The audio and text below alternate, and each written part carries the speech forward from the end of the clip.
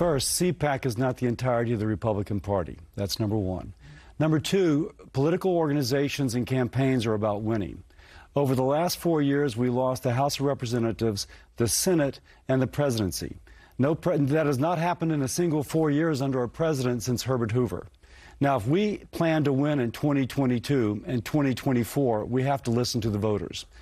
We had economic policies that were working. So if that's the case, and we can speak to those policies to those families, then we'll win. But if we idolize one person, we will lose. And that's kind of clear from the last election.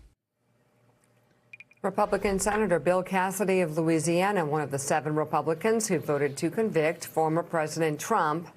Joining us now is one of the 10 House Republicans who voted to impeach him to set up that trial, Congressman Adam Kinzinger of Illinois. Good to have you. So, Adam, I was thinking about you yesterday as the president, ex-president, the losing president, was calling out his enemies list. And I said, you know, I'm reminded what my mother said. My mother was very tough. The Clark women were tough. Oh, yeah. And my mom said, Joey, judge yourself by the people who hate you. And I said, I don't know if I'll do that, Mom. But I was thinking about you, and Donald Trump's putting you on his enemies list. I think for a lot of people, that should be a badge of honor.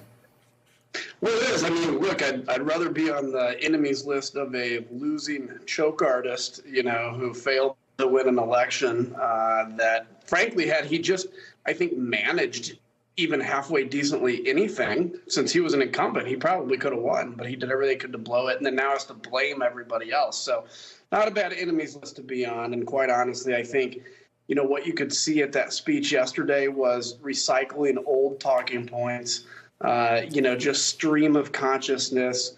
And I think it's obvious there is no vision from Donald Trump. There's no desire to paint a vision. All he really desires is to stand in front of a crowd and be adored, and he got that in ample amounts yesterday. But I don't think that shows that he's really going to be any serious, at least growing force going forward. Yeah, you know, so Congressman, we were. I spent a lot of my day yesterday on the phone with Republicans I served with in Congress back in the 90s and the early 2000s, people that I worked with in my office. And I just kept asking, was this our party? Was this our, you know, have we been, as the Republican Party, been this bad for this long? And got a lot of different answers. I'm curious what your thoughts were yesterday, looking at your party and looking at what happened at CPAC over the weekend. Where is the Republican Party right now? What's its future in America? I mean, you look at, you know, wheeling the gold statue of Trump in, and everybody kind of jokes about that, but the symbolism's so incredible, it's perfect. And then I've even seen pictures of people worshiping the golden Trump statue, thinking they're being funny. But, you know, and then, of course, he comes in and speaks, and I had tweeted just before the speech, expect nothing but fear permeated through this speech. And so if you think about, you know, in history, all these great American leaders that have talked about there's nothing to fear but fear itself, or overcoming fear and rallying people to strength. This president has done nothing but reflect people's darkness back to them, reflect their fears back to them.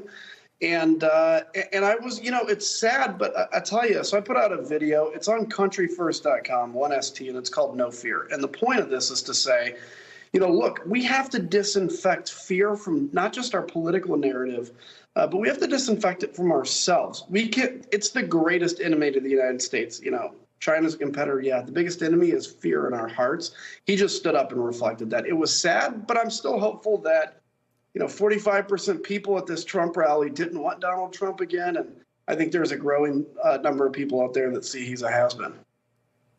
Yeah, very tapped into the emotion of fear is anger, and I think they were tapping into that as well. Let's bring into the conversation Republican strategist and an MSNBC political analyst, Susan Del Percio. Susan, did you hear anything at CPAC that condemned the violence on January 6th or tried to stop future violence? And by the way, you can take the next question to Congressman Kinzinger. No, I certainly did not, Mika. What I heard is actually people praising what happened. on January the 6th, showing a party that is just unrecognizable to myself, and I'm sure to the congressman as well. Congressman, you mentioned the issue of fear, and I was thinking back in 2017, Mitch McConnell and Paul Ryan really didn't understand Donald Trump. And they almost acted from fear in pushing back against him because they didn't know what he was going to do next to him. So not standing up to Donald Trump proved to be disastrous for the party and, frankly, for a legislative agenda.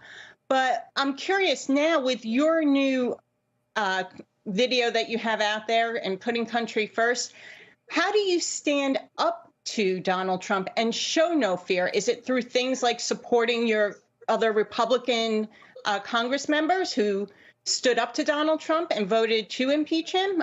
Can you just elaborate a little bit on standing up to fear? Yeah, I think standing up to fear is just truth-telling, right? It's explaining how you're being manipulated. So the fact that you look at that speech, and if you'd have seen my video prior and then seen the speech, you would know that Donald Trump is using fear. That's what we're talking about. So I think it's important. The way to show no fear is just to tell the truth. Look, Donald Trump is a con artist now that's trying to simply use your fears and darkness to feed his ego. That's what he wants to do. The Republican Party has lost its way. This is not the Republican Party that I joined and you joined, but this is a Republican Party that can get back to it. And by the way, just telling the truth and standing alone in a crowd can show no fear. So I think the bottom line is, look, I mean, yesterday at this speech, it was peppered with, I'm going to win a third time the election. So continued lies. And by the way, most of the people in that room probably know in their heart it wasn't stolen. So no fear is just admitting that it wasn't stolen and not going along with the dark crowd because it feels good at the time.